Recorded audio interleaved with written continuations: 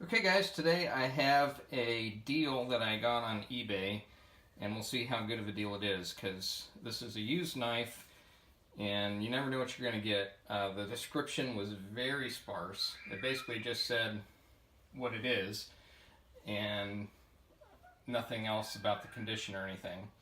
So the pictures look good, but it's hard to tell because pictures always look better online than when you get the actual product. So I'm expecting that it won't be as good as I think it is, but we'll see. We'll see. So this is a Cold Steel Recon 1, and it's with the Tonto point on there. So the Recon 1 with the Tonto point typically retails for around 90 bucks. Sometimes you can find it a little cheaper, but there she is. So you can tell, I mean, there are some signs of wear.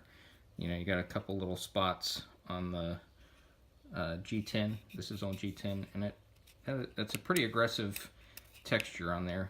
I don't know if you can hear that, but I like that. I like the texture on there. You also have a couple marks there on the pocket clip, right? Some chipping around the edge of the pocket clip, which I could see in the pictures, so that's no surprise. But let's go ahead and flip it out, see what the blade looks like.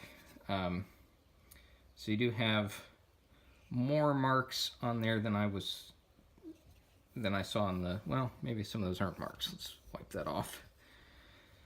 So a few minor scuffs, and you got some chipping around so it's got two 90-degree corners on here, which is nice for throwing sparks, but yeah, it's got some chips there. I mean, the coatings on these don't hold up all that well, but the blade itself is really tough. So there you go, you got Cold Steel Taiwan, if the dang camera will focus, there we go. And on the other side, you got the Recon 1. Blade steel is S35 VN, which is a really nice steel. And I only paid $36. So, real happy with that price.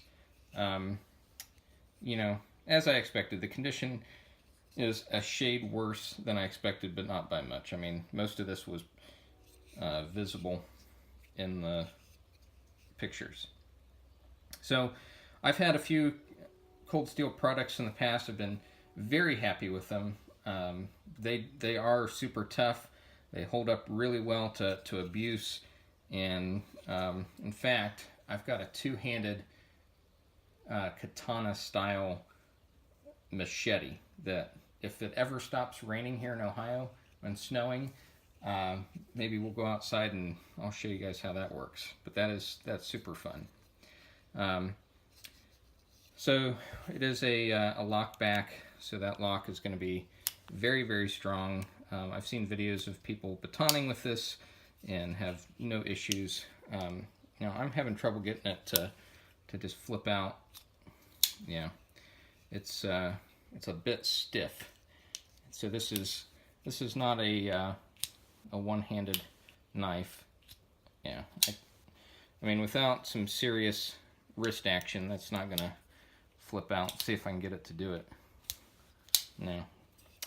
No, that's gonna be a slow deployment on that. I mean, it is what it is. And it looks like you can't adjust the thumb studs right now. It's more pronounced on the side for the right hand, which isn't too surprising because us lefties are fewer in supply. But it's still, I mean, it's a shade on the small side, but it fits my hand okay. It's actually pretty comfortable. It's got a pretty deep finger choil up there, so it doesn't, I don't have the fear that by stabbing into something, which I'm not going to stab into this box here, but that my finger would slip out and get cut on that blade. you know, it's light. Let's see if it's got liners in here. I actually don't see any steel liners. It just feels like G10. So all G10 inside there, which is probably why it's so light.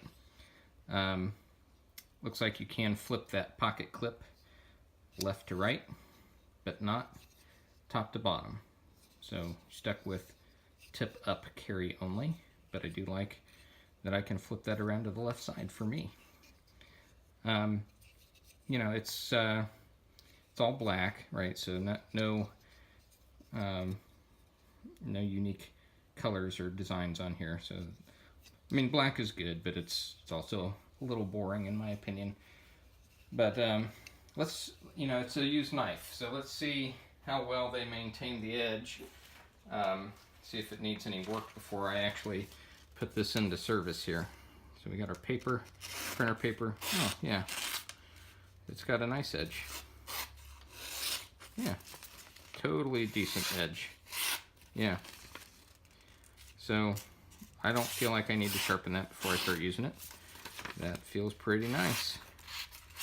Let's go to the magazine paper here. Just pick a random page here and we'll cut that. Maybe. There we go. Yeah. Nice. Well, until I screwed up there, that was my fault. Keep the paper straight, I can get this through there. There we go. Yeah. Yeah, it's nice. Good edge. Let's check with paracord.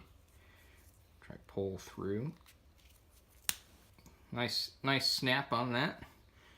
Nice cut. Nice pull through. No problem there. Let's try. I mean, it did take a little bit of effort, but not a ton. And then let's do the slice test. A little bit of effort, more than I was expecting. More than I was expecting on the slice. Let's try that one more time. Maybe it was me. Yeah, good. Okay. Let's see. Maybe we can push through in this. Well, the Tonto point might need a little work because that edge is. I expected that to kind of push right through there, but it's not.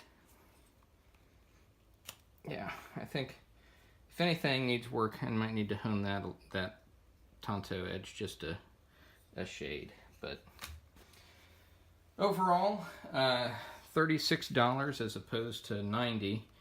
I think that's totally decent for what I paid.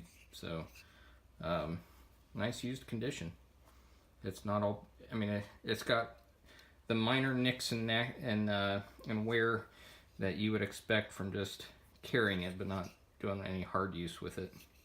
So yeah, I think it's got a ton of life left in it, and it's a nice knife. Should hold up. So pretty excited about that. Let me know what you guys think.